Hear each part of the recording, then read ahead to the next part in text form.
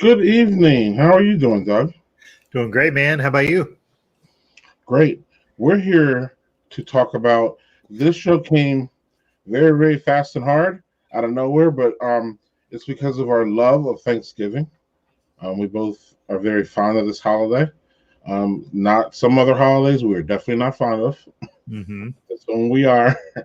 And recently, well, we've met a friend, especially during as we've done the show or stream, and he's a food scientist. So he will. We're going to bring Jeffrey on real soon here, to talk about Thanksgiving. What explain Thanksgiving from your perspective, Doug? Well, being a blended family, it's a little different in that in the past we've had to kind of juggle where we go, and usually it's been either Joel's parents on Thanksgiving, and then we go to my parents on the weekend. But that's changed. Joel's parents moved to Florida. My parents still down there, but we're still in pandemic mode. I haven't seen them in months. We're hoping to do so. We're supposed to all get our little COVID tests and then head down sometime probably after Thanksgiving. But Thanksgiving for me is family and food. Like my family kind of puts football on in the background. Some people, that's a big part of Thanksgiving. For me, it's just more of kind of a noise in the background than anything else. But it's the food and the family. It really is. How about you?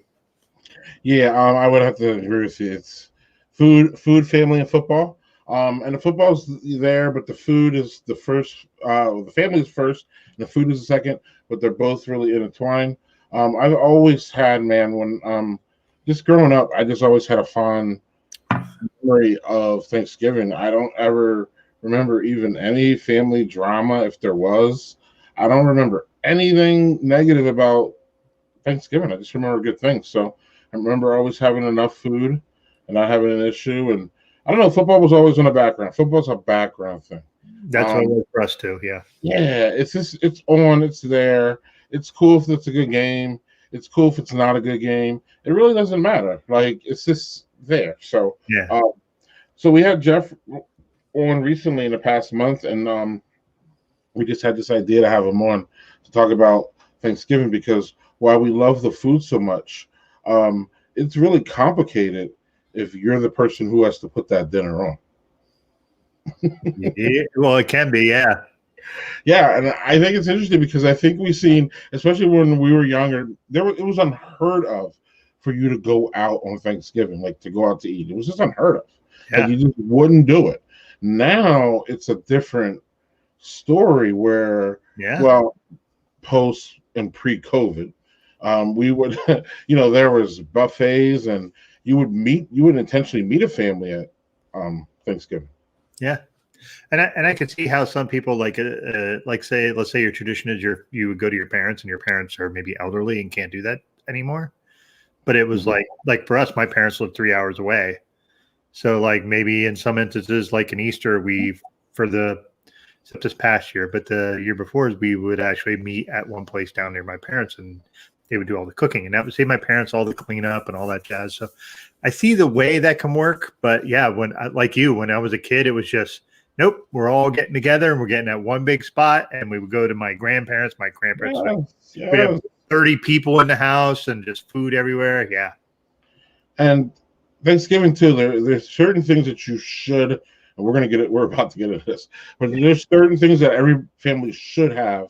And they believe that this is part of Thanksgiving, and it changes region and family and race and gender and cultural. It's pretty interesting. So we're going to bring Jeff on here, and he's going to tell us his thoughts as a food scientist. And because we were talking when we had him on, remember, we were like, man, what would it be like to be at his house on Thanksgiving? So It's time to find out. Yeah, because hi, Jeff. Hey, welcome how back. are you? The third time in a week and a half. We're doing great. I know, right? Yeah. Cheers! I got my iced tea. All right. So we're known as mostly we're known as a beer show, but we're trying to shirk that off, but a little bit. But diversify, Greg. Diversify. Well, we're just getting out of a heavy political kind of period in our thing. So, but to talk to our base though, Doug, I have to say that a good base style for Thanksgiving dinner, if you still have any of these around, Oktoberfest beers are fantastic for afternoon. They're fantastic for Thanksgiving afternoon. They're fantastic to have around, so pull them out. I know most of our beer drinkers have drank their Oktoberfest, but I have a few still in my in the refrigerator, and I was kind of upset that I saw them there, but I realized that they're going to be great for Thanksgiving. What do you think, Doug? I think that's an excellent start. So I have one that I thought was actually, it's kind of in to say it's in the October, it's in Austrian, German style. I think all those kind of beers can tend to really go well with your Thanksgiving dinners because it's really heavy and hearty, and the beer kind of just plays really well with that, I think. Excellent. So we'll have a few of those beer suggestions mixed in, but it's time to jump in on the food. Yeah. You ready? Jeff, You ready? All right. So how does Thanksgiving look at your house? And you're going to give us some. I mean, I just want to hear it. It's big. It's my favorite holiday. Like legitimately, we're all together on that. My favorite holiday, and similar to you, Doug, growing up and family. That's all it was. Football was on in the background growing up, not so much in my older years because I detest football, but that's a whole other story. But there was always food. There was legitimately always food. And growing up in an American Jewish home, there was always way too much food, gluttonous. So I sort of developed this, let's say, posh attitude about Thanksgiving that it should be one of those few meals a year where you don't hold back. It is no holds barred everything, literally everything out on the table. And that's what we're going to talk about tonight. So everything that usually is at our table, or not everything, because let's be real, I don't make everything that we're going to speak about tonight, but there's at least one from every category. So the first thing I think we're going to really get up on are appetizers. Everybody sort of has their thing that they like, but everybody loves to come to a home or have a home where you can get little bite-sized things. I sort of have a rule of 5. I like to have a warm appetizer that has crunch, another warm appetizer that's a little bit on the softer side, a warm dip, a cheese and meat tray, and then a veggie dip tray. My mom specifically wants me to say, don't call it crudité because that's just too fancy for our family. And she's totally right. But I'm also super easy. I know you guys call me the food scientist, and I am, and I'm proud of that. But the thing that I'm proud of most is that for me, I can do Thanksgiving in a matter of 4 hours if I needed to. And it's about timing, simplicity, and just putting everything together. So the appetizers that I'm going to share, the first one that I love doing are these cranberry bites. If you've ever gone down the freezer section, do you know the Athenos brand Philo cups? Mm-hmm. Super duper easy to buy. They're usually 24 to a box. So I'll get 2 of those boxes. I'll get a small wedge of brie, a small jar of cranberry jelly. And what I'll do is, cranberry jelly. If they have cranberry preserves, or if I've made cranberry preserves, I'll use those instead. I'm not going to lie. But the easiest way is they make 4-ounce jars of cranberry jelly. And what I'll do is I'll heat the oven to 425. I'll pop all the little cups on a tray, a little piece of the brie in each cup, a little spoon of the jelly, and bake them for about 10 minutes. Take them out and just serve them warm. They're so good, and they're gooey. They're delicious. Sounds pretty especially with the brie. Oh, it's really good. And if you want to get really fancy and you want to introduce other kinds of fall flavors and Thanksgiving flavors, you can top them with some crushed pecans. I've seen a lot of stores now carrying even like spiced pecans in the salad topper section. Crush those up, pop those up on top. That's a really cool way to add crunch and also the fall flavor. And then a shout out to my sister-in-law. Her family made these Parmesan bites years ago. And I adapted a recipe to that. And I couldn't believe how easy it was, because it's not something I usually keep in my house, but once a year. Don't shame me for it, because I make a lot of things homemade. But Bisquick. I buy Bisquick for Thanksgiving because this recipe is amazing. So I'll buy a package of breakfast sausage or sage sausage. about 12 ounces, and I'll brown it up 2 days before, a day before. This way it's cold. Save the grease. It's Thanksgiving. Put it in a container and don't tell anybody, let alone your doctor.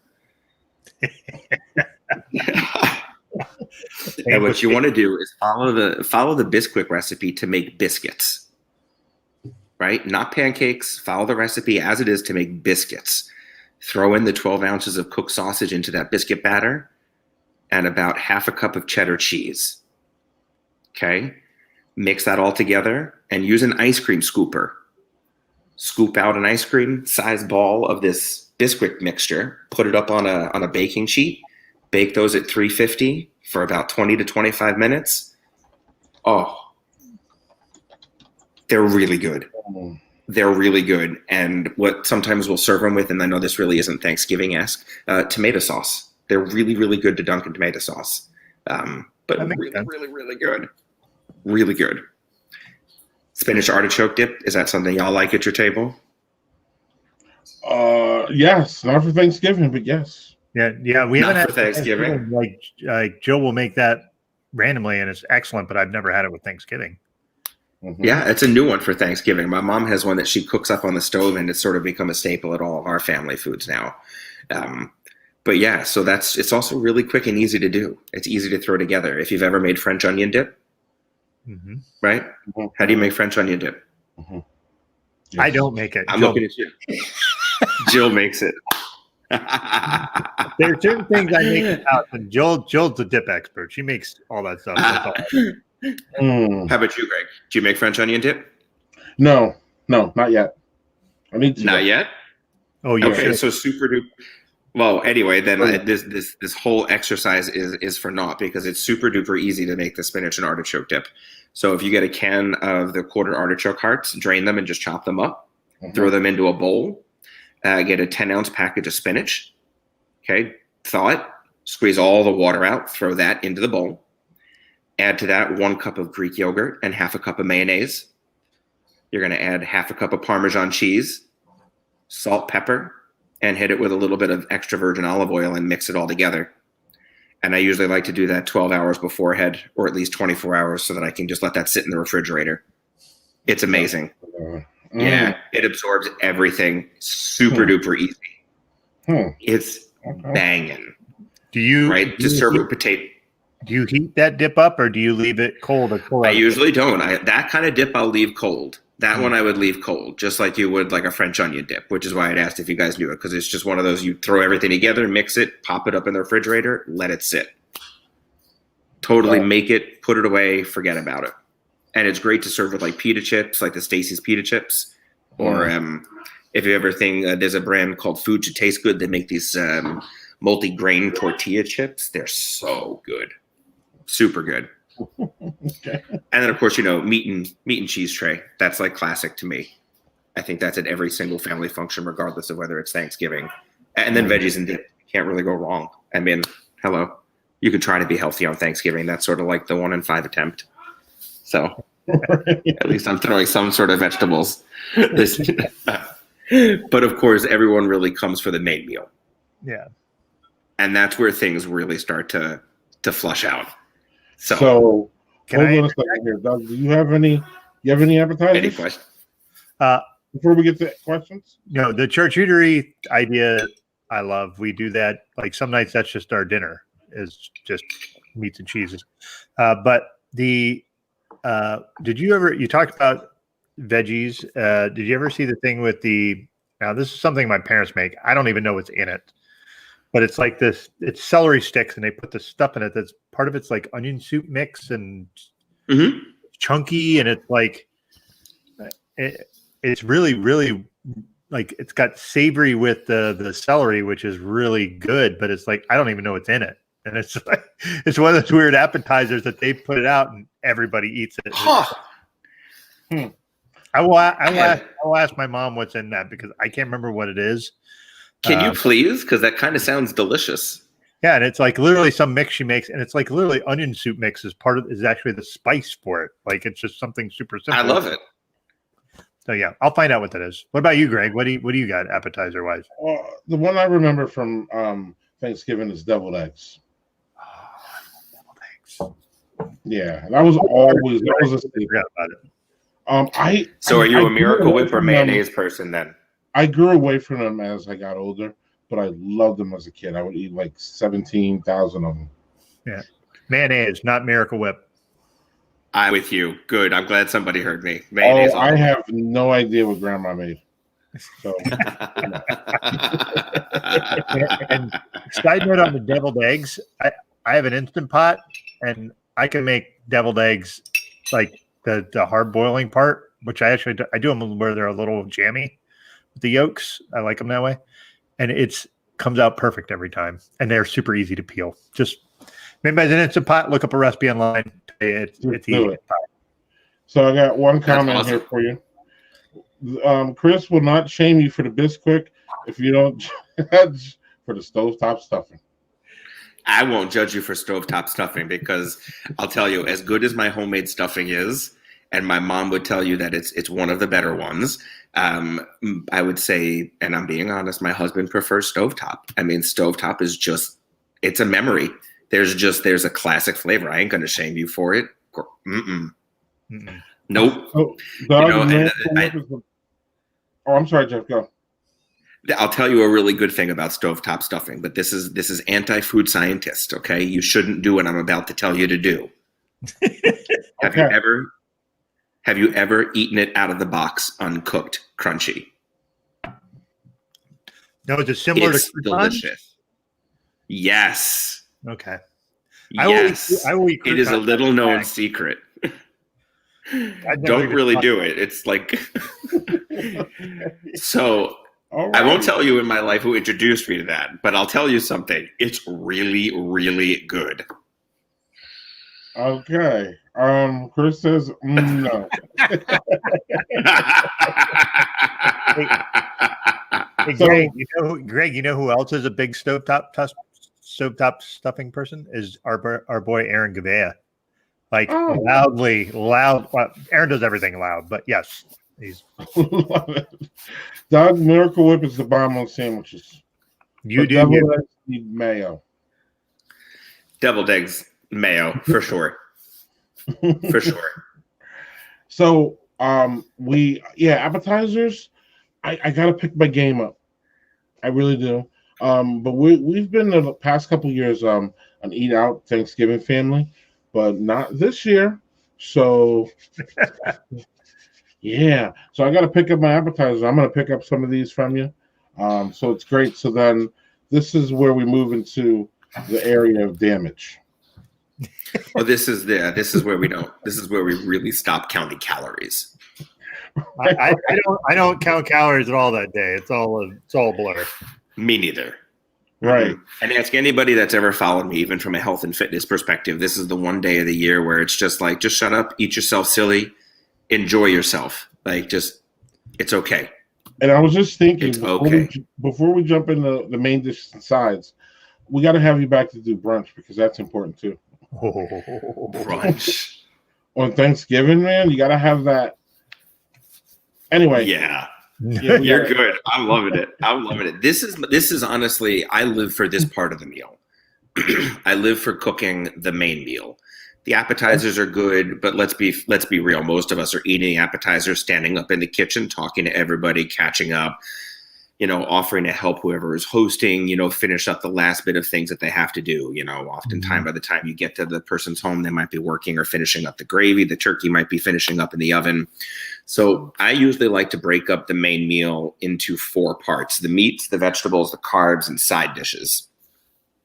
Now, I don't care what meat you're cooking. The one thing, if anybody is watching and wants to maintain a safe home for Thanksgiving, please buy a meat thermometer. This is where a lot of people can get sick. And a lot of people get nervous about cooking the turkey, whether they do it right, whether they don't want to kill anybody. It doesn't matter. No matter what you cook, cook to 165. So 165 degrees Fahrenheit on a food thermometer at the thickest part of whatever it is you're cooking. So there are 5 sort of common things that I've come across for Thanksgiving tables. Turkey being one of the biggest ones that I think you might find at the majority of Thanksgiving homes.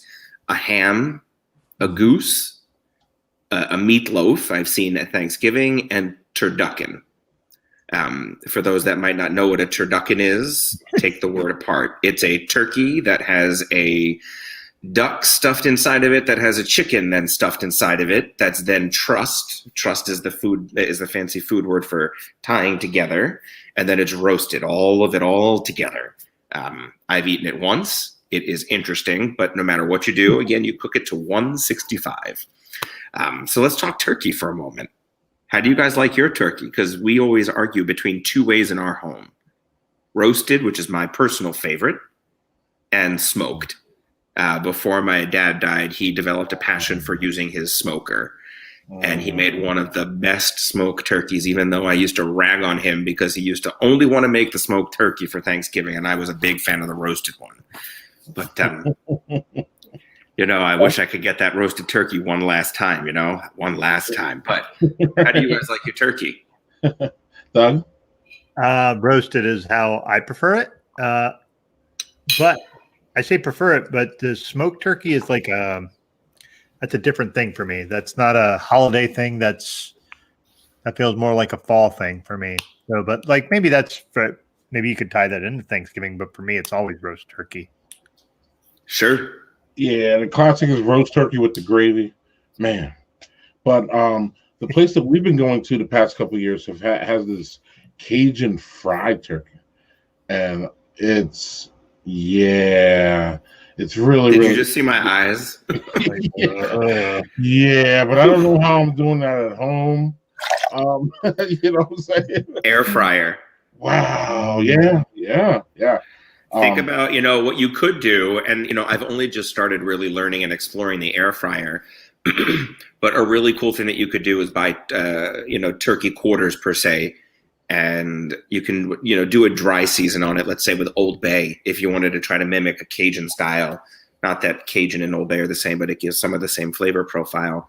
But, just dry rub some of the turkey legs or separate the leg and the thigh. So you've got 2 pieces, but pop those in the air fryer. I think that could be really, really, really, really, really good. A totally interesting way to change up the way you do things. Yeah. And wouldn't that work too nicely if, because truth be told, I've never cooked a full turkey. I've been afraid. Okay. So what I've done is I've done breasts. So I get a skinless breast, and then I, roast that and slice that up real nice. Make sure the skin's on it. It works. But I've always been afraid of that. Is that a good tip though for people who are afraid to go on? Or sometimes not even about afraid. Sometimes if it's just Doug and Joe and they don't have any of the kids, a breast will do them well for the evening. They don't need to have the big turkey, you know what I'm saying? Yeah, I think that people need to think about how much they're feeding, how they want to cook it, how much room they have. There are, just as they say, even though PETA doesn't like it, there are many ways to skin a cat. There are many ways to serve turkey on Thanksgiving, and I don't necessarily think that there's one right way or wrong way. Mm-hmm. Truth be told, growing up, not everybody liked the whole turkey. So we used to, for the big family, we would roast a smaller turkey and then roast a small breast on the side. For a family of 4 that's celebrating, I would absolutely consider just buying cut up turkey pieces. You don't have to buy a whole turkey. And if you don't feel comfortable butchering a whole turkey, then don't buy a whole turkey. I understand being afraid of cooking a whole bird. It is not it's not unusual. A lot of people are, if they've never done it. It can be intimidating. They're big. If you don't know how to clean it, I remember a funny story growing up. I went to my aunt's house, sorry, Aunt Robin, and she left the giblet bag inside there. And nobody got turkey that year. So you learn from your elders and never make that mistake again. So those are the horror stories, and there are some funny stories that go along with it. But if you're going to roast a whole bird, when you open it up, please make sure to reach inside the cavity and pull everything out. You're going to see a few things in there: the giblet bag, right, which may or may not be in plastic. It might be in like a parchment paper sack, and you'll likely see the neck as well. Those are things that you can put on the outside of the pan that you're roasting in because they have great flavor. And then when you go to make the gravy later on, you get to get all that flavor out of it. Mm. So if you're afraid of it, I say try to face that fear. But if not, there are many ways to do it. So I see that there might be a question. That's me. Oh, my question is, speaking of fear, the fear I have is I see people deep frying, like the deep fry turkeys where they throw them in that thing, sure. and that looks delicious, and it looks like I can blow my house up at the same time. Absolutely, you can. Absolutely, you can. So what do you suggest as far, how do you prep it so you can minimize that possibility of it exploding or what, you know what I mean? Absolutely. There are a lot of safety tips. First of all, you want to make sure you're using a good turkey fryer. They actually make fryers for this. Mm-hmm. Don't make a rig at home that you're going to, rig propane gas to. Please don't do that. So invest the money in a turkey fryer. Second, oil. Oil matters. Don't just buy plain up, olive oil is healthy, but olive oil is not what you're to use. You want to make sure you're using peanut oil to fry turkey in.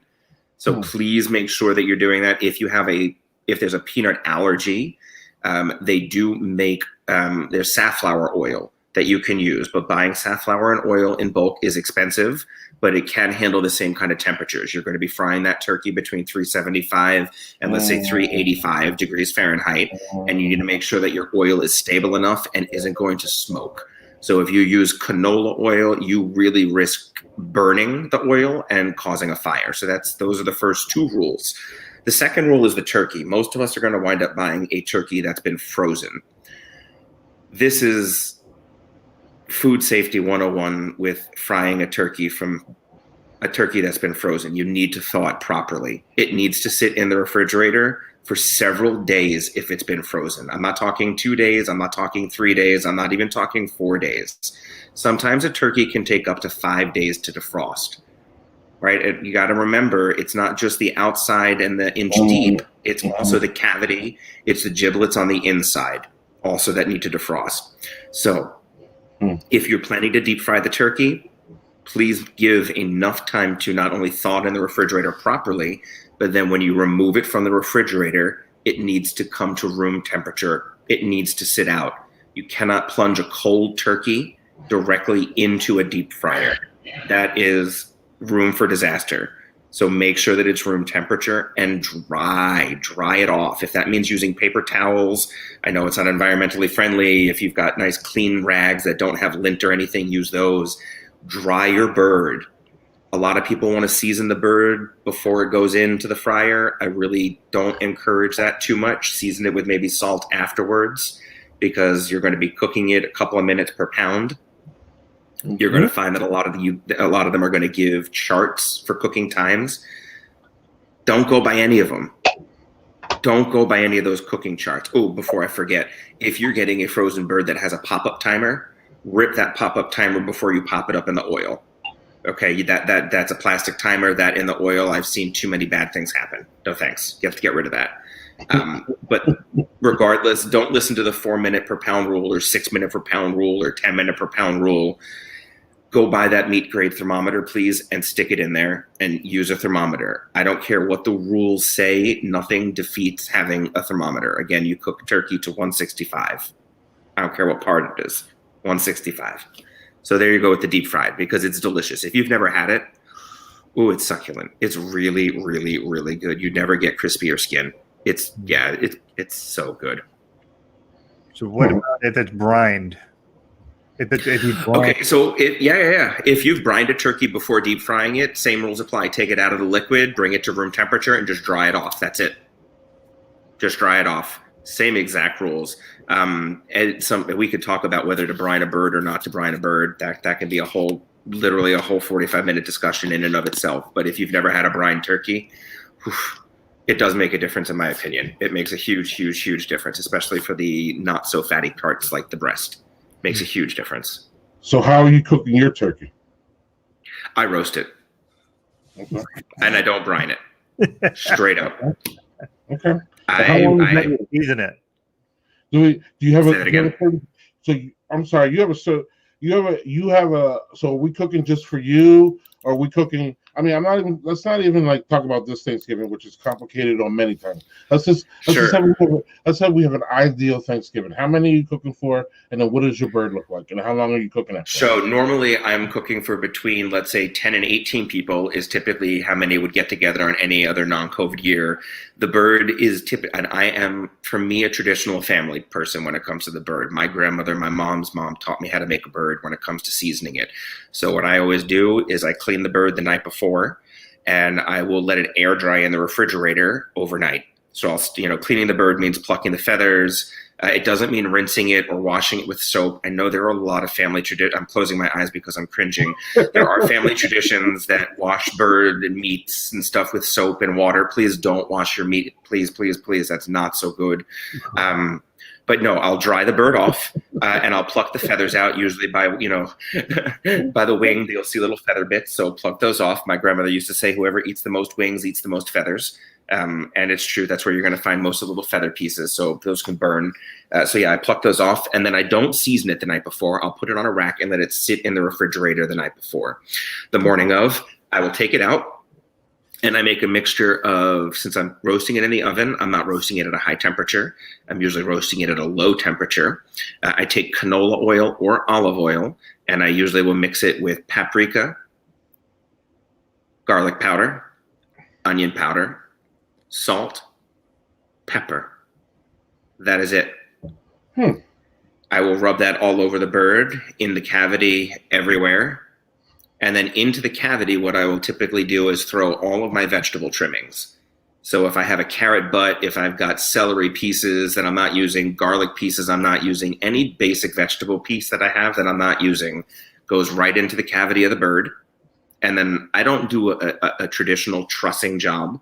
I just tie the cavity up. I make sure the wings are close to the bird and the legs are close to the cavity, and then tie it up. And then after it's sat out for about an hour in all those spices, I roast it. I started at about 400 degrees, maybe 25 minutes, and then lower it to 325. And it usually is finished in about 3.5 hours or so by the thermometer. But it all depends on how big it is. Our bird usually is around 15 to 18 pounds. So are you a multiple meat person on turkey day? No. Turkey? No, we grew up in a home that only had turkey. The first time I went to my husband's family for Thanksgiving was the first time I was introduced to another meat at the table, and that other meat was ham. And that's when my mind was sort of like, whoa, you can have other things on a Thanksgiving table. It was the first time I had a honey baked ham, and I loved it. I loved everything about that honey baked ham at his aunt's house. And it made me a convert to ham. So you can see your faces beaming from the honey baked ham. Like, yeah. Doug, do you have a question before I get to the comments about turkey? No, let's load up some comments. I can't. Okay, so I'm sorry if I get this wrong. Alicia Marie, I think. Would you ever use butter or an oil mixture? Absolutely. Butter and oil is really, really good. It's used a lot in Southeast Asian cuisine, especially in Indian cuisine. You'll see ghee, which is clarified butter, where all the water and the other sort of parts of the butter fat is taken out. But yeah, butter is so before you heard me mention frying the turkey in the right kind of fat, in the right kind of oil. Mm-hmm. In the range of right kind of oil, we talk about smoke points. So butter on the range of fats that you can cook in smokes at the lowest temperature, where like peanut and safflower oil sort of at the higher temperature. So when you blend butter with a little bit of oil that has a higher smoke point, you can sort of lift the smoke point of the butter. And the reason why you would want butter as opposed to a different oil, let's say even like olive or canola, is butter carries flavor in such a great way that it is hard to replicate with oil. And I think that the reason is because of the melting temperature. If I were to really look at the food science of it, butter melts basically at room temperature. So it is really pleasant on the mouth, on the palate. Think about like a good chocolate that just you put in your mouth and you don't have to like force it to melt. It just melts. There's something very soothing and satisfying about it. So that's kind of why I do like butter, because butter gives you that same kind of palatability, blending of the fats, and richness, just that oil cannot provide. Great answer. That's what Doug was said. Yes, thank you. Yes, yes. I'm seeing a comment at the bottom, and please don't add salt to oil. Notice I said don't season your turkey before you deep fry it. Don't. Season it after. You can use dry herbs if you wanted to, but I wouldn't. I don't think that the flavors are going to be good after the time that they're going to be there in the deep fryer. If you want to try to impart a flavor for a deep fried bird, I'd go with what Doug asked post that, which is brine it and use your brine to impart flavors. So you can make a brine and, let's say, flavor the brine with things like sage and other herbs or aromatics. And that's how you can get the bird to carry that flavor prior to. But also there is salt in brine. So salt would, of course, degrade some of the oil. So let's just call a spade there.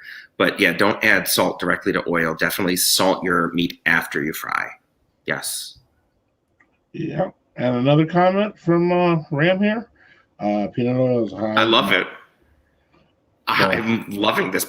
This is great. It has a high monounsaturated fat content, which is absolutely a true statement.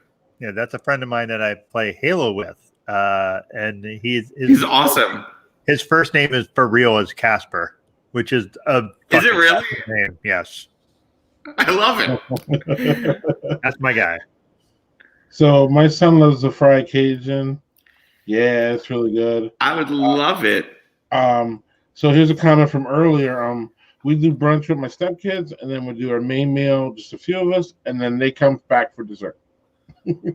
I think that's great, Jessica. Jessica, that's awesome. Yeah, that's fun. Casper again, from the South, casseroles. I don't know if my mom knows if it's okay to serve foods outside of a casserole dish. So what? Casseroles are big on Thanksgiving. Do you have any comments on those, Jeff? So I do, actually, and I think that we have to understand how we define a casserole. A casserole is a one-pot dish. That's really all a casserole is.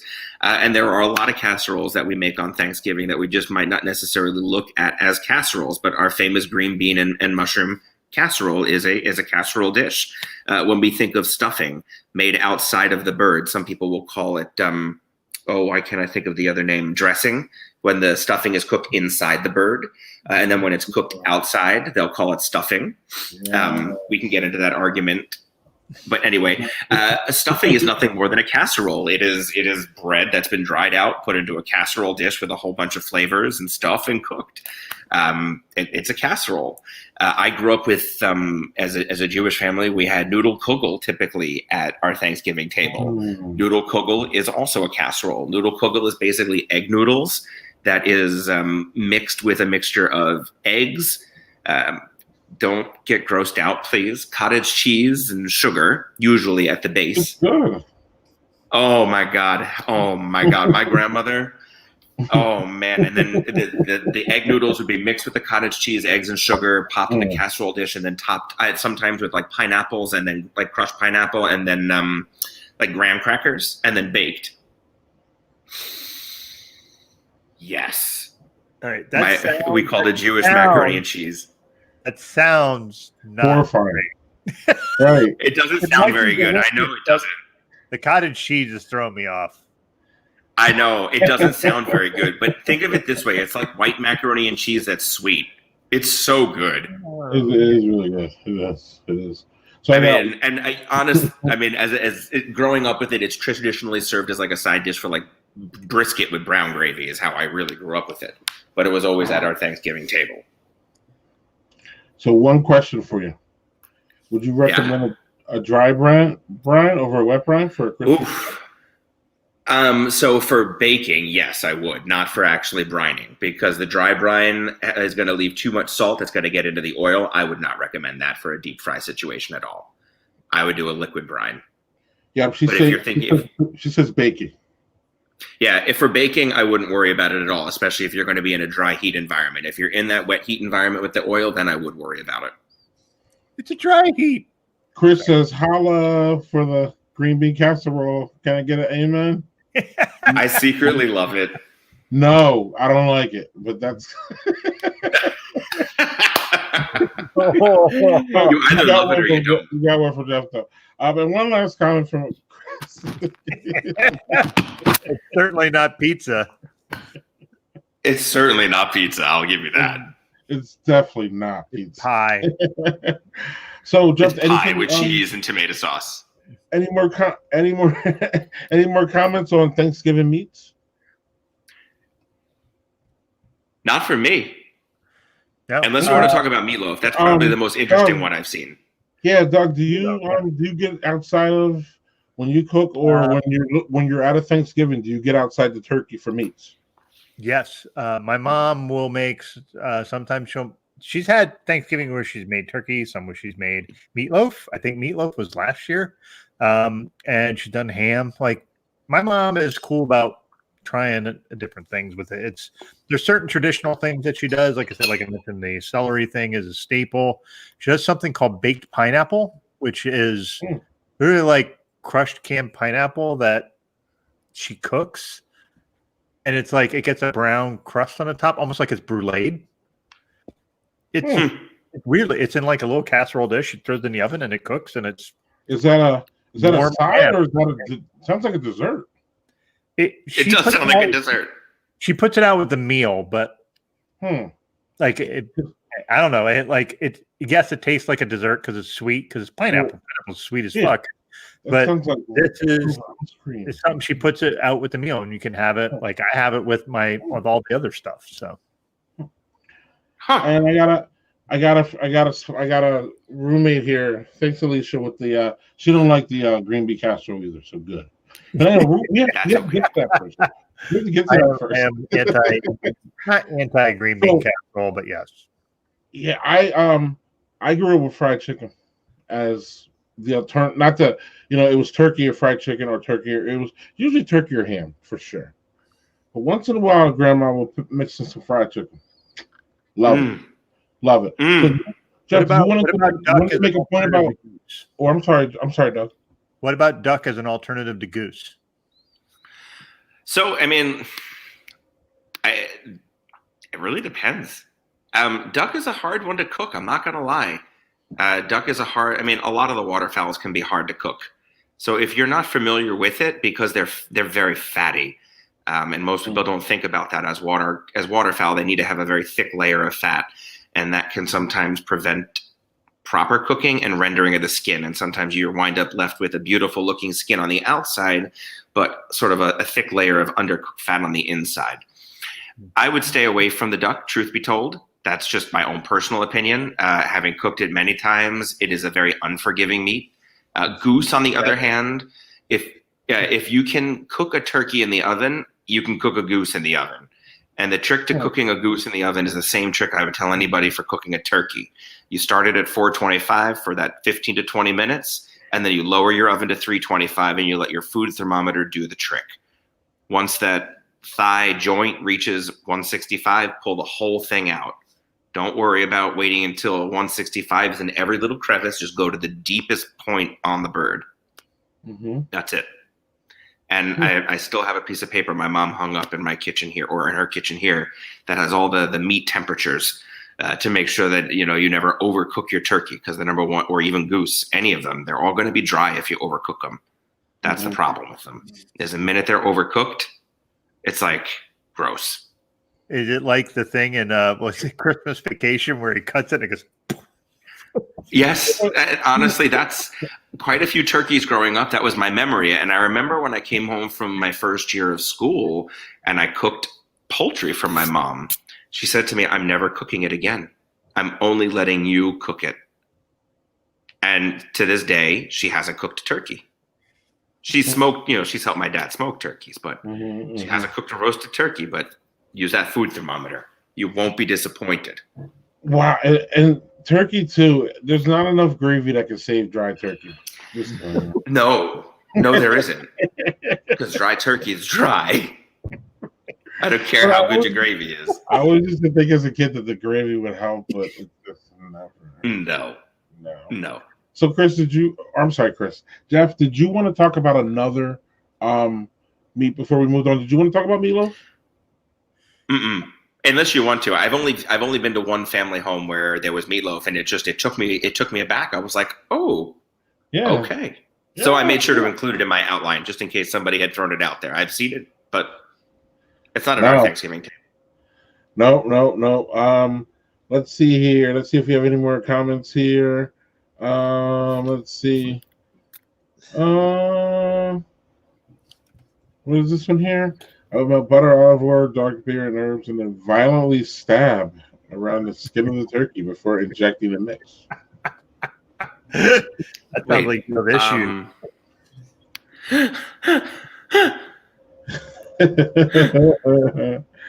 So there's not wrong.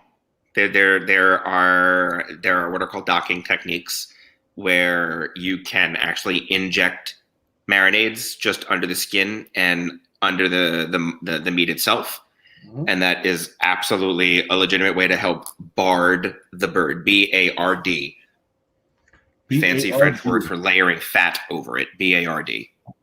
B-A-R-D. Love the fried chicken. Now we go to the fried turkey. Fried turkey's been a thing that is caught on and kind of going up, right, Jeff? 100%. I remember the first time I heard about it was in the early part of the turn of this century.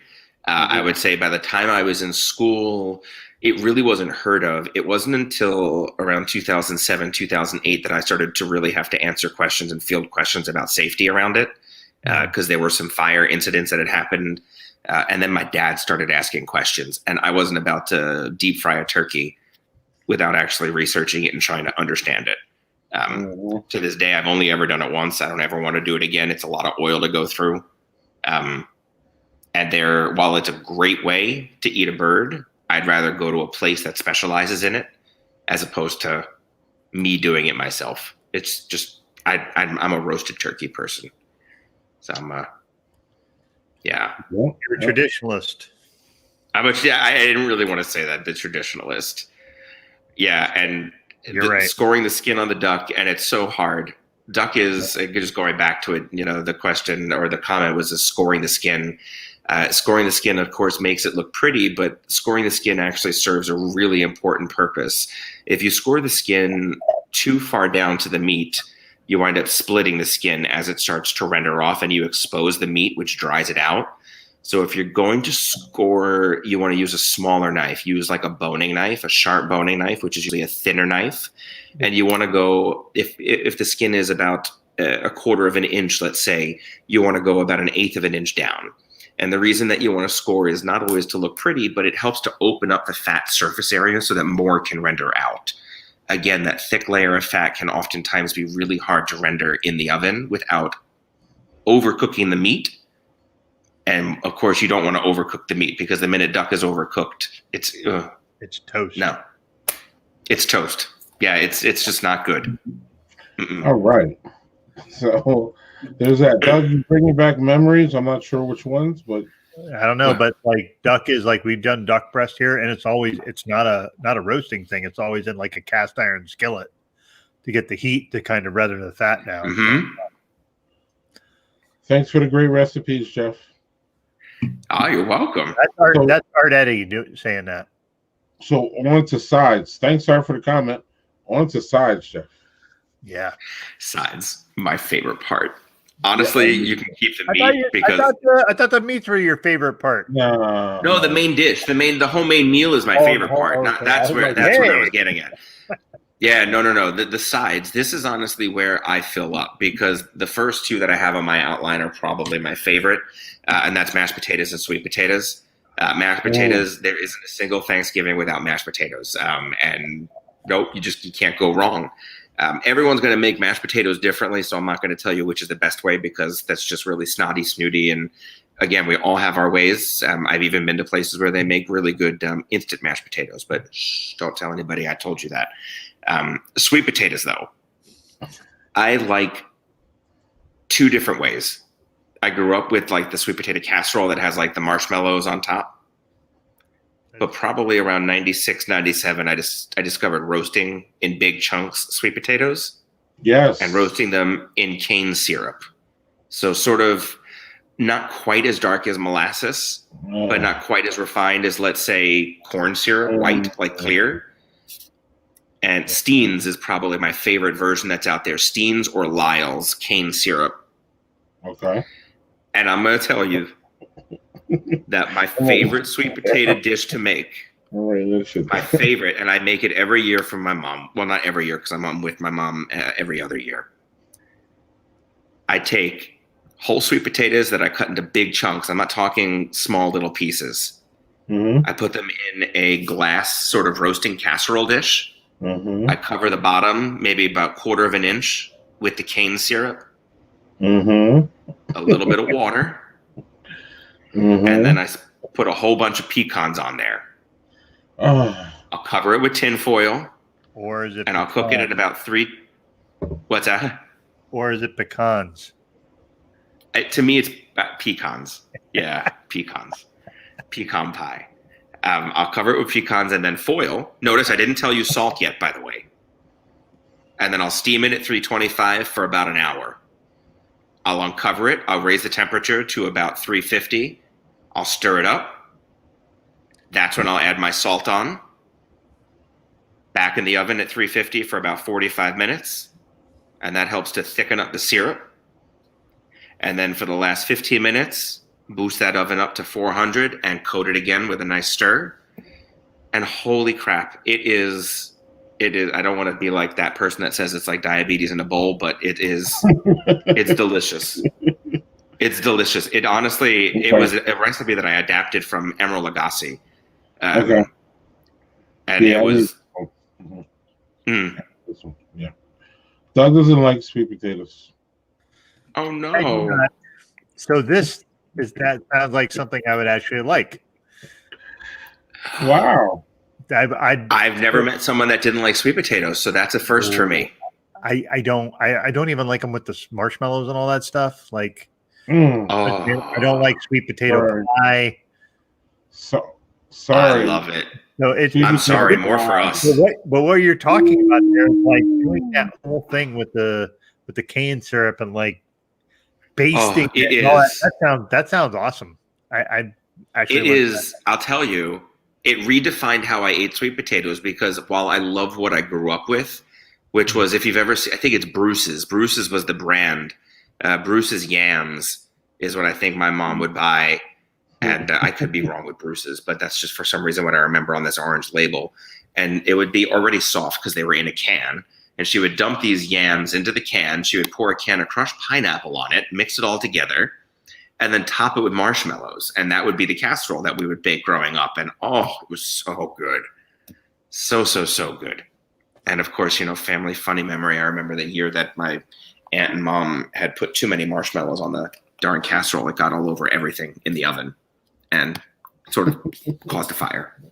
Yeah. Don't do that. We could literally do a whole stream of just maybe we should, Doug, of just Thanksgiving mishaps and people telling the stories. It'd be hilarious. So, Jeff, you mentioned mashed potatoes, but you didn't mention gravy, so we have to go there. Yeah. Well, and here's the reason why I didn't mention it, because to me the gravy goes under the side dishes. Oh, okay. So if you noted, well, I don't know if you got to see the outline, but gravy is there. You cannot have a Thanksgiving meal without gravy. Turkey and gravy, mashed potatoes and gravy. You can't have one without the other. All right. I also put the gravy over stuffing. I want all the gravy. Okay. I want it all everywhere. Hey, gravy it up. If I could pour it on myself, I probably would. My grandfather may he rest in peace, used to call me the gravy master. And he used to ask me every Thanksgiving that I would cook to make a good extra gallon or two. Not gallon, I'm sorry, I'm exaggerating. The 2-pint containers, right? The 2-pound containers, those plastic containers that the large Chinese soups come in? Yeah. He would ask me to make 2 extra ones of gravy so that he could put it in the freezer. My grandfather loved to have gravy every night and dunk bread in it. That was like his thing. Very simple man. So a big category, we've already touched a little bit of stuffing. Yeah, here's the big one, stuffing. You have to have fucking stuffing. Sorry. Yeah, no, you're right. If I don't see it on your table, I don't know what I'm going to do. Is it not Thanksgiving? You're gonna eat everything else. That's what you're going to do. Yeah, but I'm gonna say something, man. Like the top sheet issue, I'm gonna say something, like After the fact. yeah, whatever. Stuff. Anyway, Stuffing. but no, The stuffing is, and then stuffing gets mixed up with, is it dressing? Dressing. Dressing, Or, yeah. Oh, yeah. There's also filling. You know about that too? Hmm. You heard about filling? You heard about that Yeah. one, Jeff? Yeah, Yeah. I So have. jumping. What is your this is this is like talking about, I don't know if you're familiar with IPAs, but this is like talking about IPAs and beer, because it's such a vast, there's so many different ways you can go with stuffing. So I want to Sure. hear where you're at. Here's my big thing with stuffing. For me, the thing is about temperature. Okay. And when you start to stuff the bird and you create dressing, so and dressing is typically stuffing that's been cooked inside the bird, the whole meat thermometer no longer works at the thigh joint. You now have to get that thermometer to the direct center of the bird in order to reach 165. And while there's a term called carryover cooking, and carryover cooking is a legitimate thing where meat will carry up maybe 2 to 5 degrees after it's cooking, from a food safety perspective, especially when it comes to long-term cooked meats like poultry, I'm not a big fan of using carryover cooking as a reliable method, because you want to make sure you bring it to 165 and it's there for at least a minute. So to me, it's always been a safety issue. I know there are family traditions, which is why I'll never knock or judge. I'll just say, just make sure you're using your food safety principles. That's all. Don't want to, I can't say anything because half the time no one's going to get sick. The other half the time they might get sick, but I'm not going to be the one that tells somebody to do something and not have it be safe. So for me, putting the stuffing on the outside of the bird means that I get to now just focus on the flavors there, and I don't have to worry about having a dry bird just to make sure that my stuffing reaches 165. Because no amount of gravy fixes a dry bird. We've already said that. That's like a Thanksgiving cliche I think many of us have heard. So I'm hearing a really good tip there. Do your stuffing outside. That's my best advice. Do it outside. All right. So then, what does your stuffing look like? What do the ingredients look like? Because again, here's you could be really vast. Okay, I'm basic. I'm basic when it comes to what I call my classic stuffing. Stovetop is what I look at as the flavor of gold standard stuffing. So typically I start with 2 to 3 day old bread that I've cubed up, and I'll let that just dry out on the counter. I start with a mirepoix, carrots, onions, celery that's been finely diced, and then I add garlic to that. Butter, mirepoix. Paula Deen butter or just butter?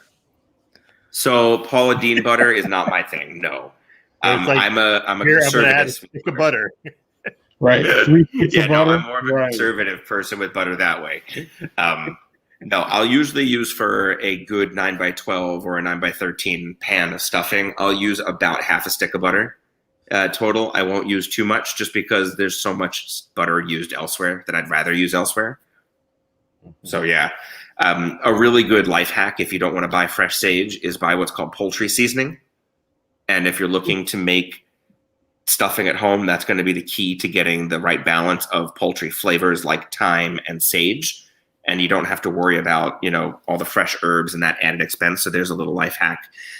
But yeah, I will saute, not brown. I'm going to saute the mirepoix, the carrots, onions, celery, and garlic in the butter.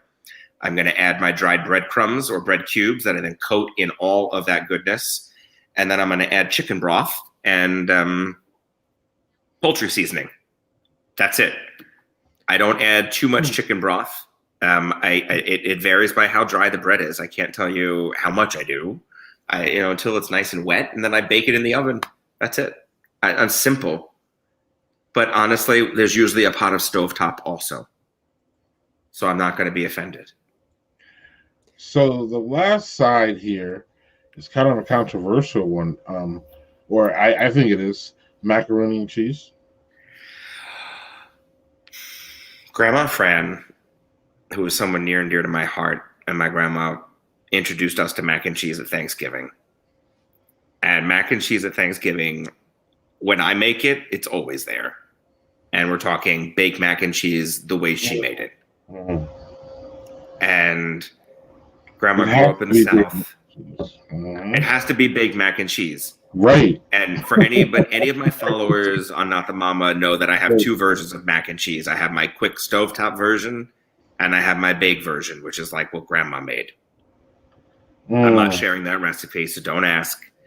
Oh. But it's really easy, and what it's. Yeah, I can't share it. No, I can't. But I will say this. I will say this. Oh. There are two schools to mac and cheese that I've found. There's the roux school, which basically makes a cheese sauce and then adds noodles to it and then bakes it. And then there is Southern style mac and cheese, which is basically cooked noodles that's then mixed with shredded cheese, eggs, and milk, and then baked with cheese on top. I don't care which of the two you make, but I will tell you, one of the two will give you a better mac and cheese every single time. And it's not the one made with the roux. Right. It's not the one made with the roux. Right. So if you want a good baked mac and cheese, my best advice, and you can hash out the amounts you want, but I'll get a pen. But 1 pound of pasta, 1.5 pounds of shredded cheese. You'll need 4 eggs. You'll need about 1 cup of milk. And that is it. And what you're going to do is cook your pasta. Once your pasta is cooked, you're going to put that in your baking dish. Butter your baking dish. So, you can get a little bit of butter in there. Throw your noodles in there. You're going to throw half of the shredded cheese and mix it into the noodles. You're going to take the 4 eggs and the 1 cup of milk and mix it together with a pinch of salt. Don't get fancy. Don't put mustard in it. You can if you want, but there's no need for it. And I'm going to say it, don't be white, mix bacon and other crap into it because you're just going to regret it at the end of the day. Okay? Just be straight up mac and cheese, please.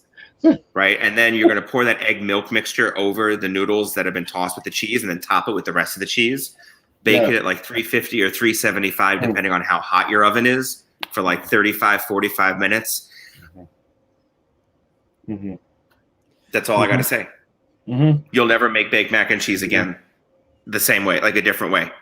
I promise. I promise. What about, all right, this might sound a little blasphemous to some, but the idea. You're fine. No, you're fine. But the idea of, so mac and cheese, I like a crispy top, and I like, all that good cheesy goodness underneath. And you're using the cheese as like the crispy top, whereas we will use like breadcrumbs or even maybe panko or something like that mixed with the cheese. Absolutely, to get a little crisp on the top. Again, that's not going fancy. That's just adding a little bit more texture to it to make it crunchy because I like the crunchy top.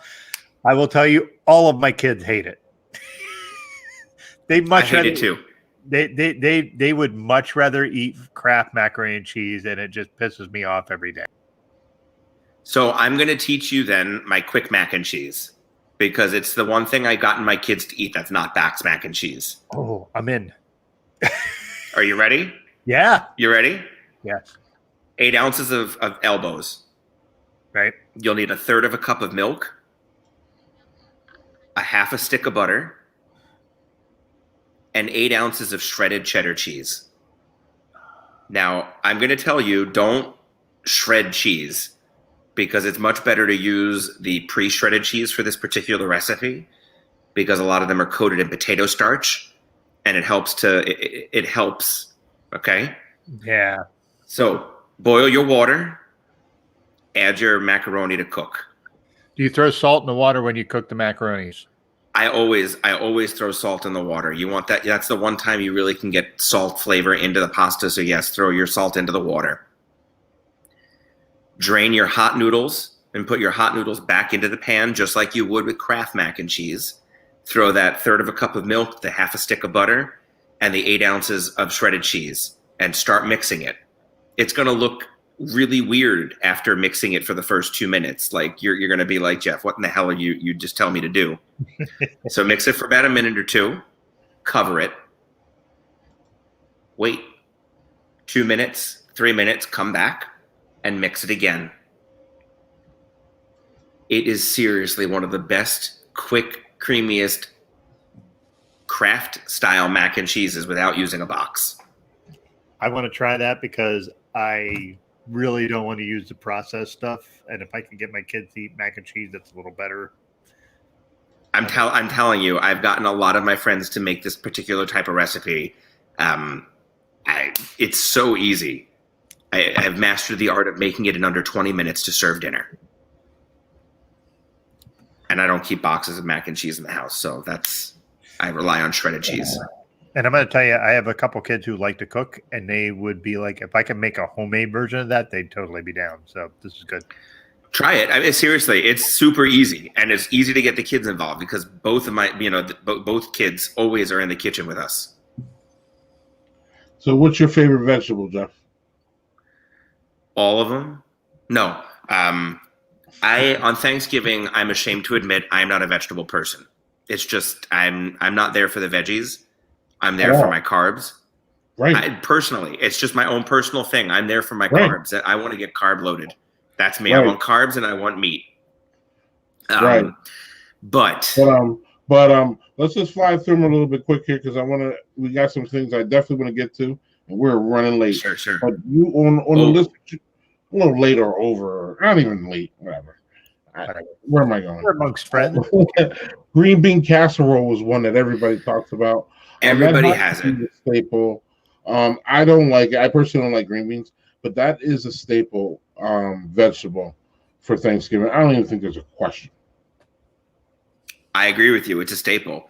Green beans are always on there. I prefer roasted green beans, truthfully. I do like the green bean casserole, and now that my dad is no longer alive, I don't know that we're going to make it because I think a lot of us made it for him. It was nostalgic. It was part of the family memory. Mm-hmm. I prefer fresh green beans personally. That's just me. But I will eat it up if it's made. That's for sure. Other vegetables, of course, are roasted Brussels. It's what my in-laws always ask me to make when I come down is roasted Brussels. They are just becoming ripe during the fall time, so it's a great fall vegetable. And they're easy to make. Doug, I saw you shake your head on Brussels. We really like Brussels sprouts here, and for us, it's very simple.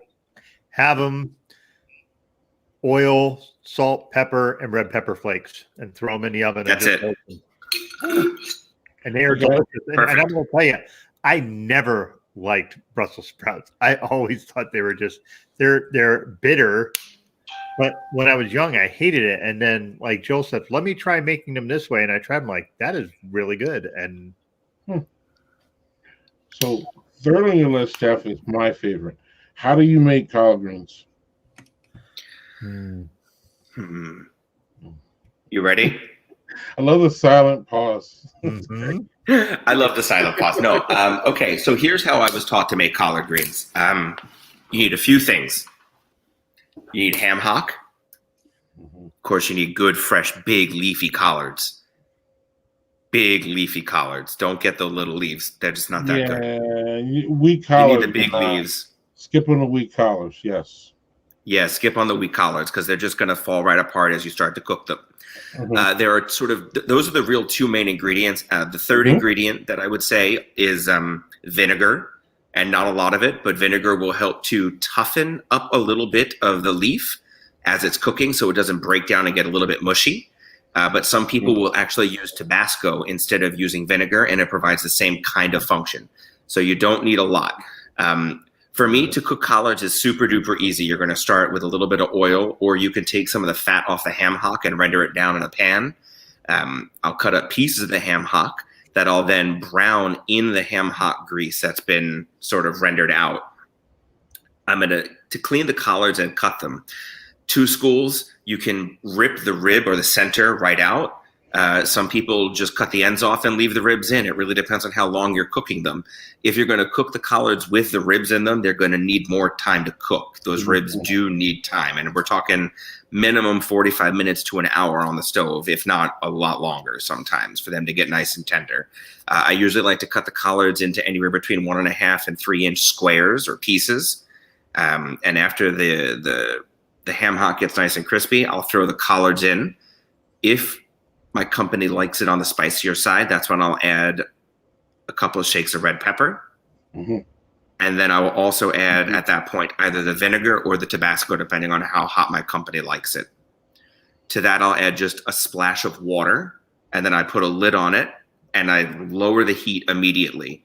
And I let all of the juices wilt out, all the water wilt out of the collards. Mm-hmm.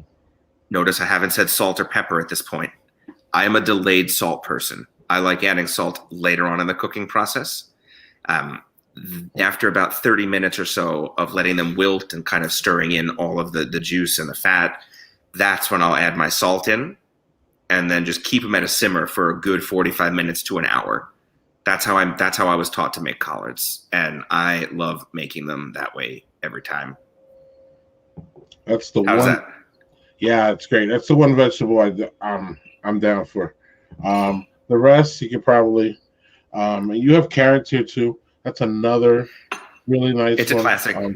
Glazed carrots seems to be a classic, and they're easy too. Generally too. So, because you said you can whip together your Thanksgiving dinner in 4 hours. So you need some things like carrots and that you can just like easy. Yes. Right. You can just fit them in where you need to fit them in. So yeah. So technically, you have two sides here. You have gravy, which we talked about a little bit. Yep, gravy and cranberry sauce. But cranberry sauce with stuffing, Doug, that's what I got to do. I have a thing about gravy real quick before we go into cranberry. Just really quick. I've seen people do the giblets in the gravy. Mm-hmm. My parents have done that a couple times. They don't do it now, but they used to.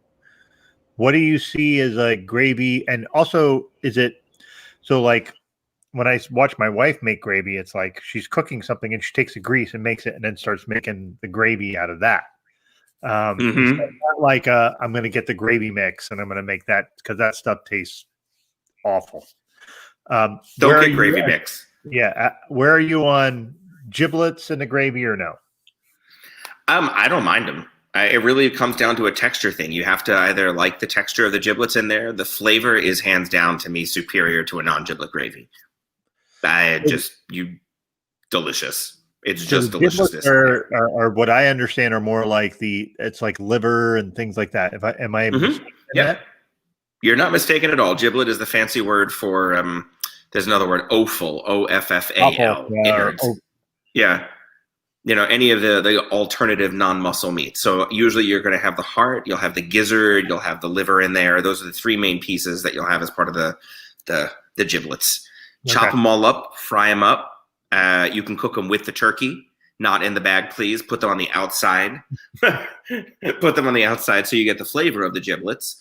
But honestly, the easiest way to make the gravy is measure off all the liquid from the turkey that you've cooked as it's cooling, and see how much you have. For every cup of grease and liquid you have left over, I usually will use about 3 tablespoons of flour. Okay, so if I have a cup of liquid left over, I'm going to add 3 tablespoons of flour to that. The easiest way to do that is put your flour in a bowl and slowly whisk your mixture into the flour. Please don't add your flour directly on top of your liquid. That's going to be a lumpy mess and hard to get out.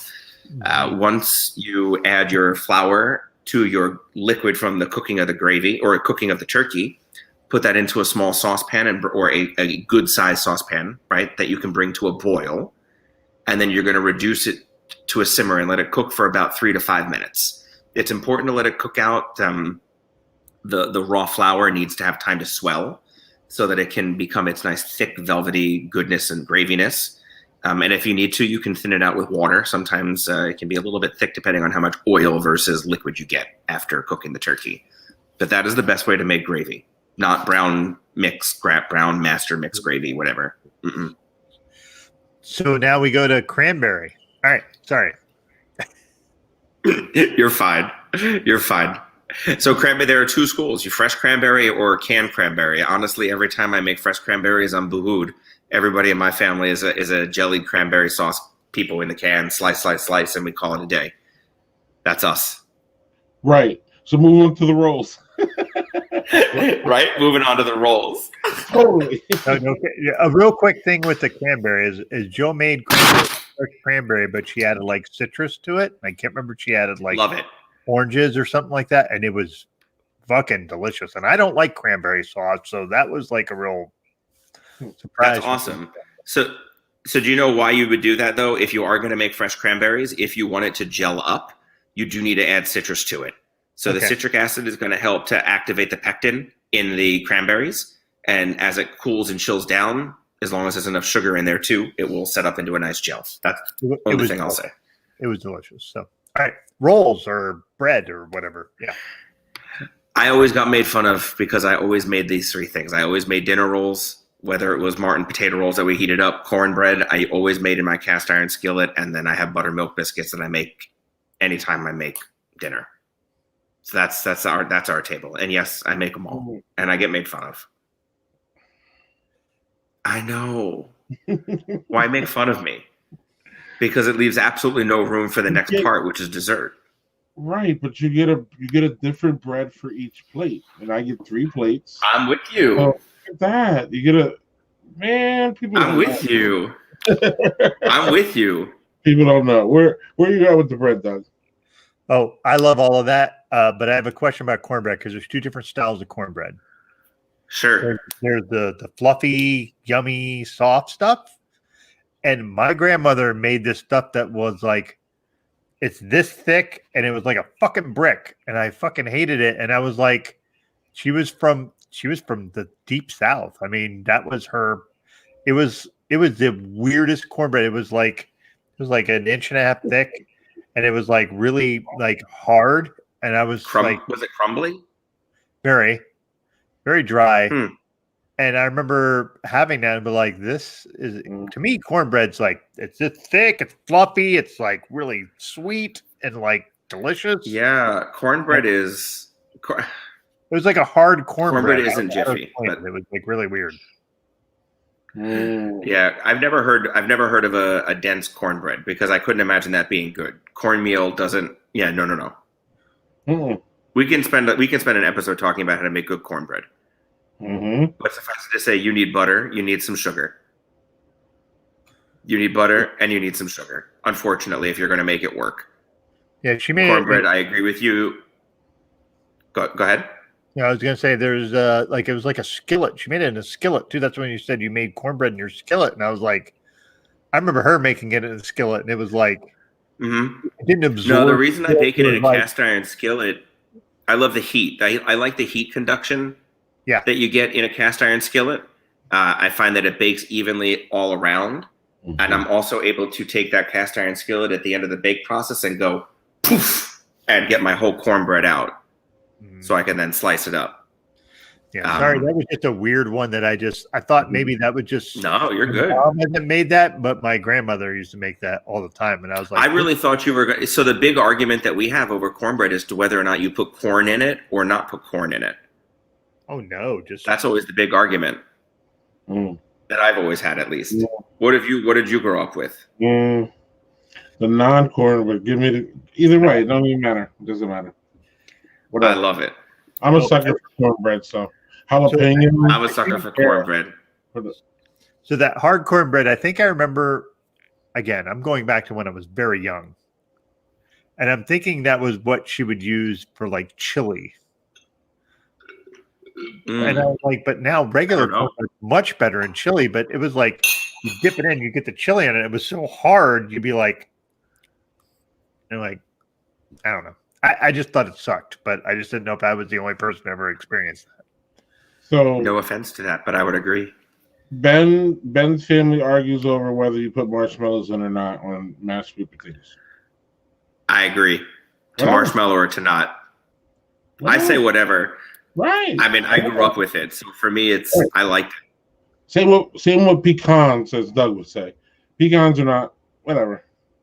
I don't care. I said pecans. At least we agree on pecan. It's pecan, not pecan. Pecans. Whatever. Pecans. So if after all that you still have a stomach, grass. what? It usually was like a half hour, 45 minutes later, because we would all take a nap on the couch. At least I would. So real quick here, real quick. What timing is an issue too. When is dinner? What time? 3, 4, 5, earlier? What is your favorite? When do you like to start? So growing up, we used to have dinner between 4 and 5 and dessert by like 6, 7. And then everybody would leave by 8, 9 o'clock. When Brian and I went to the first Bernstein family Thanksgiving, dinner was at 2 o'clock because everybody was coming in from different areas, as some of us had 2 or 3 hour long drives. And I remember thinking to myself, I've never had dinner at 2 o'clock. I'm going to be really, really, really hungry. But it was amazing. I actually liked it because we would have dinner at around 2 o'clock. Everybody would be there. We would have dessert by 4 o'clock. And then on the road by 4:30, 5 o'clock. You're home by, well, for us, because we lived about 3 hours away, we were home by 8 o'clock. And do you remember how I told you that was the first family meal that I got introduced to what? You remember what I said earlier? You talked about honey baked ham. Oh, yes. So coming home for us, we would always have a plate of food for our dog, Sasha, which is something that was given to us because our dogs also got to eat a Thanksgiving meal. But I would come home, I'm not even lying, with slices of honey baked ham. And we get home by 8:30, and I would make myself a ham sandwich. Right, with the dinner rolls is what I would. With the dinner roll. With stuffing and cranberry sauce too. Yeah, right? That's a whole other thing. Absolutely. Manny says 4 to 5. At the first house. Yep. So then follow up. They do whipped sweets, little maple syrup. That's really interesting. I've only been. This is a great memory of mine. One of the very first 5-star restaurants that I worked at in college. That was actually what we did for our roasted. We had a smoked pork loin dish that we served with sweet potatoes that we roasted in the oven for about 3 hours. And then we whipped them with maple syrup, with local maple syrup. And then would top them with sea salt. So that you just brought back a really great food memory. That's probably a good 15 to 18 years ago. So yeah, sweet potatoes, and yeah, it's delicious stuff. That's a good way to diversify sweet potatoes too. I agree. I like it a lot. So we wait a couple hours and we have dessert. Doug, what is your favorite Thanksgiving dessert? One of the things that was on the list was pumpkin pie, but I'm going to give you a variant on that. My mom makes pumpkin custard pie. Okay. Which is... That's so Pennsylvania. I love it. Unbelievable. And she will almost always, every time I'm home, make me banana pudding, regardless of the holiday. It is my favorite dessert. And she will make it and just be like, here, and like everybody likes it. And then whatever's left, that goes home with me every single time because it's just, she knows I'm the oldest. I'm not the spoiled one. My youngest brother is the spoiled one, but that's how my mom spoils me, is gives me banana pudding. I think that's awesome. So to me, Thanksgiving is definitely, without a doubt, sweet potato pie, not pumpkin. But pumpkin is fascinating to me on many, many levels because it's clearly a Thanksgiving pie. It's clearly on most, if not all, Thanksgiving, or it's in the thought process. It's up there.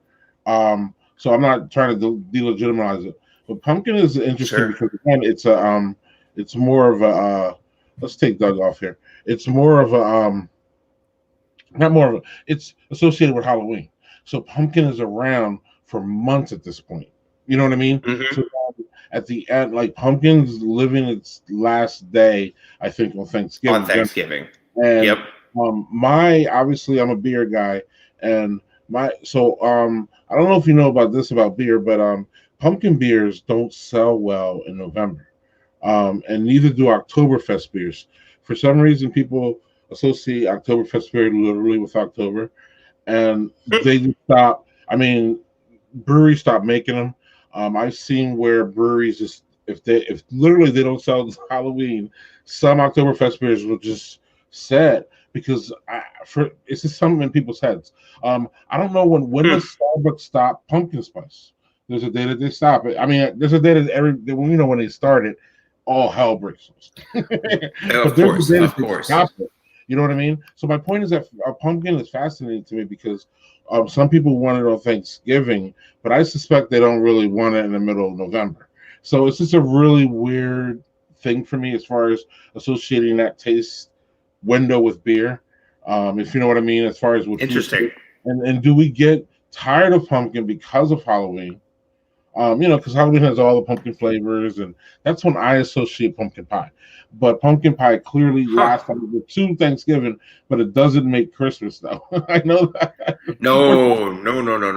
Right. We don't make pumpkin pie anymore. We don't make it at my house. The way we use pumpkin is, call me crazy, the Halloween pumpkins that we buy to decorate, the ones that we paint on the outside, I'll wash all the paint off. I'll roast those pumpkins. I'll puree all that pumpkin meat and instead of using like canned pumpkin. And then what I'll do is make pumpkin cheesecake. And that is my favorite dessert to make for Thanksgiving is my pumpkin cheesecake. And there's definitely something different about using fresh pumpkin than there is using the canned stuff. And Manny agrees with you. Pumpkin cheesecake, right there. Oh, and then here's an amen to banana pudding. Yes, banana pudding. Manny doesn't like pumpkin spice, but he likes pumpkin cheesecake. I don't blame you. Interesting. Yeah, I don't blame you for that. Yeah, I'm not a big fan of like the Starbucks pumpkin spice lattes and stuff. Often they're too sweet. It's too much. He blames it on the Russians. Oh my god.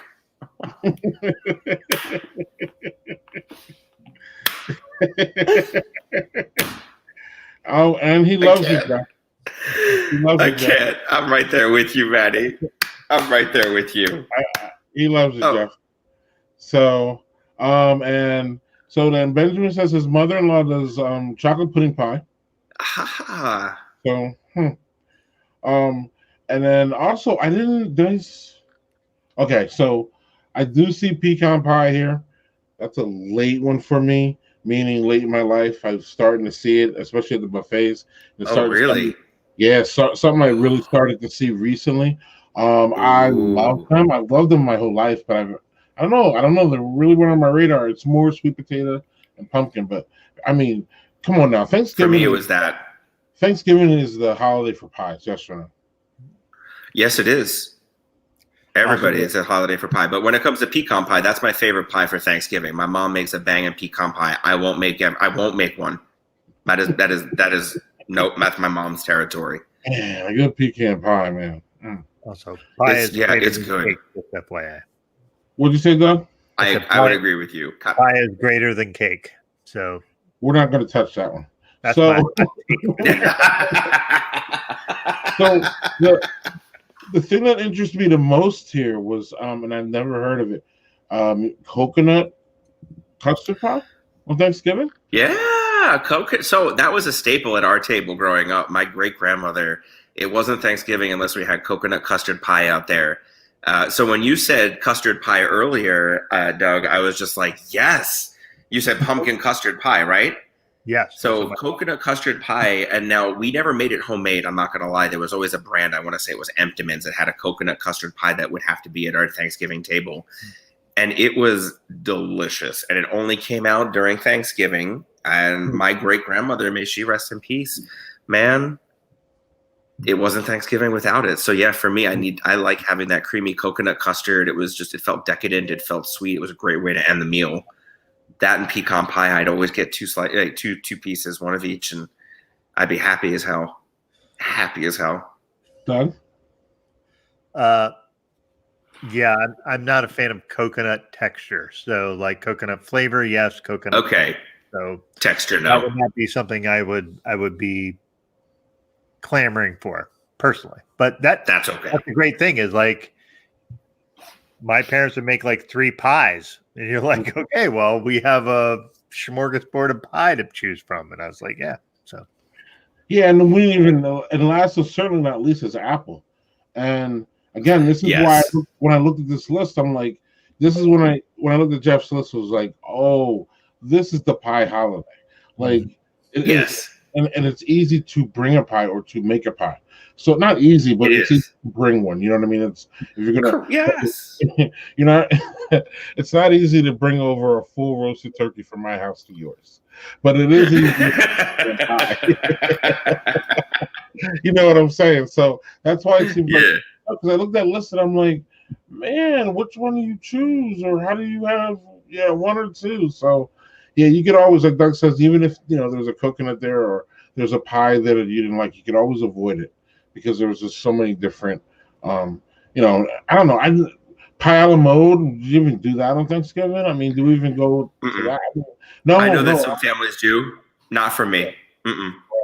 Right. My mom will always have ice cream available because my mom loves ice cream. So she will have ice cream available for pie if you'd like. I just want the pie. I just want the pie. I'm with you, Doug. I just want the pie. Yeah, especially at this point in the night where we've been gouging all day. I just want pie. I don't need the ice cream. Just give me the pie. Now, the next day is a pie a la mode day, in my opinion. I don't mind that. Pie, the second day. Oh, I mean, if you're going to do brunch the next day, I mean, come on. Brunch dessert, pie with ice cream.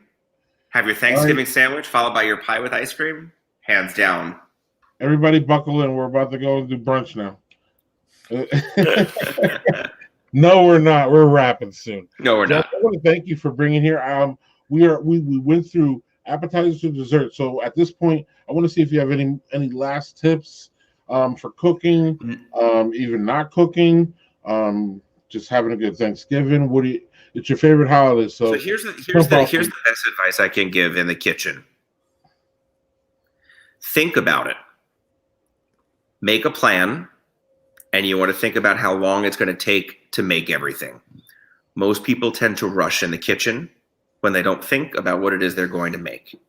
So if you're going to be making 5 or 6 different things, write it down. And then next to it, write down how long it's going to take to make it and time. Time it that way. This way you can make certain things 2 days before, 3 days before. Try to make it less stressful for you the day of Thanksgiving, especially if you're going to host it. Because the last thing you want to do is run around in your kitchen not knowing what's going on, what's going where. I got to do this, I got to do that. And you've got your family over and friends, and you don't even get to enjoy it. You might not be able to master the cooking your Thanksgiving meal in under 4 hours. But one thing I remember. Oh, go ahead. No, go. What I remember is my mom and my aunt, who were the primary ones cooking, would always stress out towards dinner time because they were running around making sure everything was ready. Mm-hmm. And the thing that most people look at me when I'm cooking it is you're not stressed out, and it's time management. Is just try to think about what takes longest, what takes shortest, and plan it out. Think about it ahead of time. It's kind of like jumping into any project. If you make an outline, you'll have a better idea of how to get to point A to point Z. So if you just write it down, make a plan, even if it changes a little bit, try not to stress, because at the end of the day, it's just about family. That's it.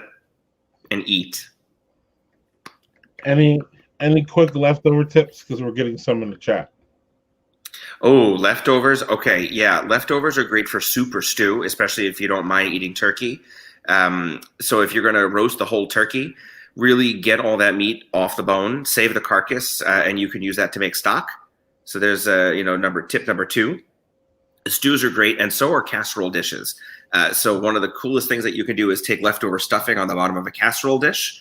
You're going to pile on some just chopped up turkey meat, put a little bit of cranberry sauce all throughout it, and then top it with gravy. And if you want cheese, you can put cheese on it. But then you can bake that. It's a really great, easy sort of like Thanksgiving casserole that you can have the next day or the day after. But stuffing is another one of those really great breakfast foods. You want to talk about brunch. If you take like a biscuit cutter or a round cookie cutter, Daniel Fisher literally just took it out of I was going to say there are 2 ways you can do it. You can take a cookie cutter and cut rounds of stuffing and fry it in butter, or pop stuffing in a waffle iron and crisp it up in a waffle iron and top that with eggs on top. It is literally, that's all I can say. I don't have words. All right. Pie in a cereal bowl. That works. That works. I have literally had banana pudding for breakfast just because it's. I have too. Not banana pudding per se, but okay, this sliced ham sandwiches with the sweet potatoes. Okay, this person Benjamin. Yeah, I'm thinking like that. I'm down with that. That sounds bomb. That sounds bomb.com right there. But Benjamin's an East Pennsylvania person too. Yeah, he's down. So, way. I thought we knew this, but just so you don't. Manny's putting the PSA out there. There you go. Important safety. Don't get naked, please don't. So please don't. April wants to thank all of us, but Jeff put all the heat tonight, literally, unintended. And good. So I've been doing holidays for 20 years and still learning. Yeah, it's always going to be a learning process for this, isn't it? I mean, you're never going to really have it. No. Yeah, but that's the good part. Of course not. That's the fun part. I love learning about it. Wear an apron. Yeah, we're off the rails here, so it's about time for us to go. Yeah. I'm like, thanks for commenting. Great, thank you, Renee. Thanks for everybody. Say hi to your husband, Renee. I hope you're well, sweetheart. Thanks for everybody who joined us. Jeff, I would love to do this again. I want to do brunch. But anytime, let's do it. I'm happy to. This is so much fun. We're talking about my favorite thing to do, which is eat food. What'd you say, Doug? I say let's do brunch. Let's do brunch. Yeah, let's do it. In fact, I'm making a favorite brunch food tomorrow morning. Do you know what I'm making tomorrow morning? Bagels. You're making all of us hungry, but what are you making in the morning? Bagels. I'm making bagels. Oh. Are you making them from scratch? Yes. Yeah, I bake everything from scratch. Yeah. I bake everything from scratch. I'll be making pumpernickel bagels, everything plain, and cinnamon raisin bagel tomorrow. Yeah. God damn you. I'm hungry now. Thank you, Daniel. You're welcome. I know I'm terrible, but no, I try to make bagels once a month now because they're easy breakfasts. They're things that my mom can keep in the freezer. I get to bring home and keep them up in the freezer. And they're also part of a bigger bakery long-term project that I'm working on. So, yeah, Manny, please do. You'll get a shit ton of tips out of this. I promise. Yeah, Manny, go back. Yeah, Jeff was bringing the heat the whole time, so you'll be good. You'll be good. Yeah, Jeffrey needs to do delivery. And Helene, I miss her. Helene knows. Helene and I met 20 years ago when I was the director of R&D at the weight loss company at Nutrisystem. God, that was so much fun. Oh, I miss her. Look at that. Oh. Yeah, I know. Our pumpernickel bagels, and that was a long-term recipe. That took me a long time to figure out. Pumpernickel's hard that's a hard one. But we need to talk about that another time. So yes, we'll be back with brunch, and we'll give you guys more of a notice in a couple hours. Oh, you got to blame that on me mostly and Jeff a little bit. But me too. Like an hour before, I'm like, oh yeah, I should probably talk to people that were going to be on tonight. Oh yeah, right. We did no promos for this, but luckily you'll be able to go back and it's on Jeff's page now. It's on YouTube, so you'll be able to go back. It's going to be out there forever, so you'll be able to go back there next year to get some tips. And we're going to bring back Jeff for brunch, maybe even Christmas dinner. I don't know what to do that either. I got to do that again. What do you do for Christmas? Let's do it. Anyway. We're going to let you go, Jeff. Thanks for coming on. Thanks, Jeff. Thank you. And thank you guys so much. Such a great night. It's such a pleasure to speak with both of you guys and talk about this stuff. Yes, thanks for helping us out on our favorite holiday. So we will see you guys. We'll be back on Friday with a certified